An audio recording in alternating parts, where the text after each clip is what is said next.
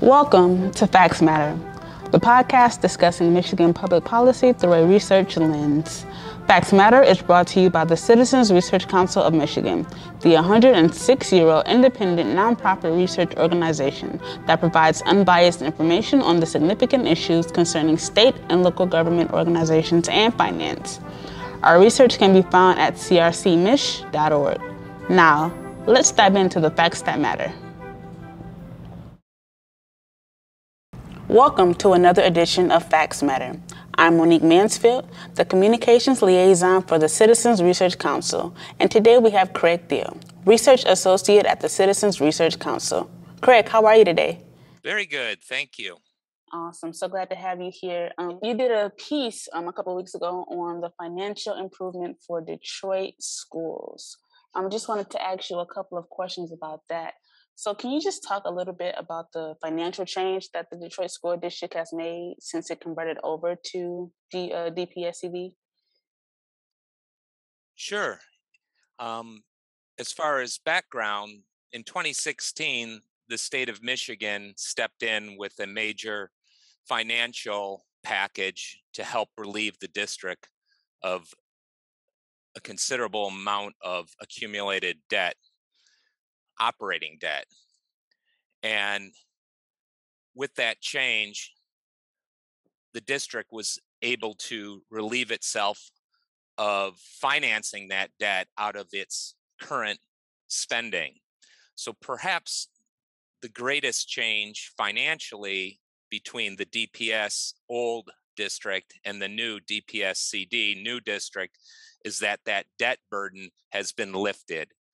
And now DPSCD, operating under a locally governed board as well as a locally selected superintendent, is able to manage the finances without that debt burden.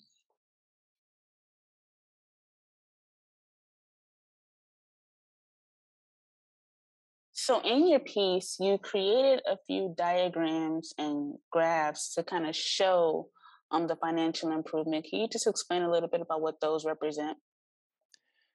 Yes, so since the new district began operations in the 2017 school year, we've monitored it on a semi-regular basis. And what we've seen is that unlike the prior district that had challenges just managing its operating budget, the current district is able to manage and balance its budget annually. And of course, for government, balancing a budget is perhaps the single most important aspect of financial stability. So we've been able to document that, one, the DPSCD budget has been increasing, and that's largely due to an uptick in enrollment over the years.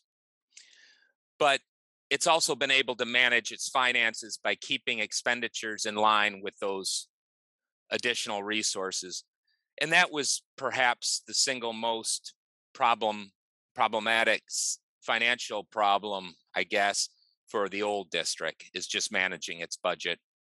So with this balanced budget, it's been able to put some money into reserves. So we also see that the district's fund balance, year-end surplus, if you will, has been growing to the point where it has about 10% of its operating expenditures in reserve, which is a healthy amount, and is there primarily to guard against any unexpected disruptions that may occur in the finances of the district, whether that is a major capital expenditure that has to occur, abrupt changes in enrollment.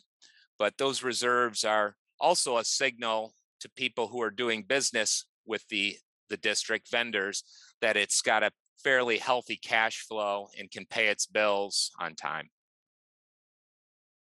And speaking of unexpected disruptions, How has COVID impacted this budget, considering like schools are going virtual now?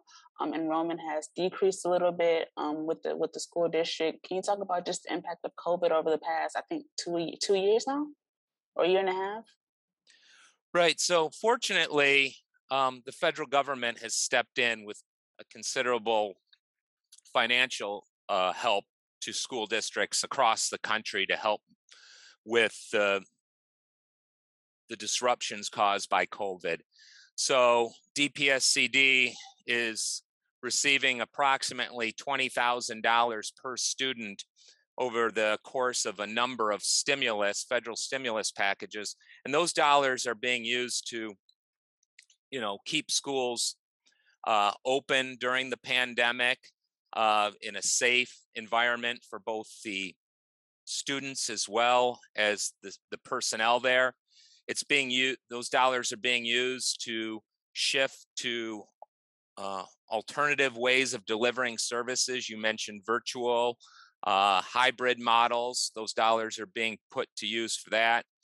And then those dollars going forward will be used to kind of set up the school to be able to, and as we're seeing right now, shift to alternative methods of delivery when we see spikes in the virus that cause disruptions. So thankfully, not just DPS, but schools across the country are relying on these federal dollars to help respond to the pandemic. Thank you for that, Craig. And why does this topic, the financial state of DPSCD, have so much significance and impact now? Well, DPS, the school district, traditional district, is the largest in the state, and it always has been, even despite the uh, massive enrollment declines that we've seen over the past 20 years. Um, Detroit's a very large, important city nationally. So we want to ensure that our largest city is showing its best face, and the schools in the city are doing uh, well. And financial problems often lead into academic problems. So it's somewhat of a vicious cycle. If you have financial challenges, it'll lead to uh, lower quality uh, public services. And to the extent that we can say that the financial base of the school district in Detroit is stable, then that helps the folks who are working in the district focus more on the most important work, which is educating kids in Detroit. Yes, agreed. And then my final question for you, Craig. What do you think, or what needs to happen in order for DPSCD to continue to remain in good financial standing and to keep up and maintain the progress that it has made thus far? Well, the state of Michigan set up a oversight body which will continue to monitor the district um, for a number of years in order to remain in financially stable. There's a number of metrics that that body has set up. So the the administration and the board are constantly keeping an eye on those metrics: balanced budgets, debt loads, getting approval for any borrowing that has to occur. So all of those metrics that were set up in the state legislation are key to keeping the and meeting those metrics are key to keeping the district on sound financial footing. Perfect. And is there anything else that you would like to add about the financial improvement of DPSCD? No, just that the Research Council is interested in monitoring the progress of the city as it emerged from bankruptcy, as well as the school district following the 2016 uh, intervention by the state. I believe we'll keep doing that, and followers of our research will be hearing from me in the future on this very topic. Perfect, and thank you so much, Craig. Thank you for tuning in to another episode of Facts Matter, brought to you by the Citizens Research Council of Michigan. See you next time.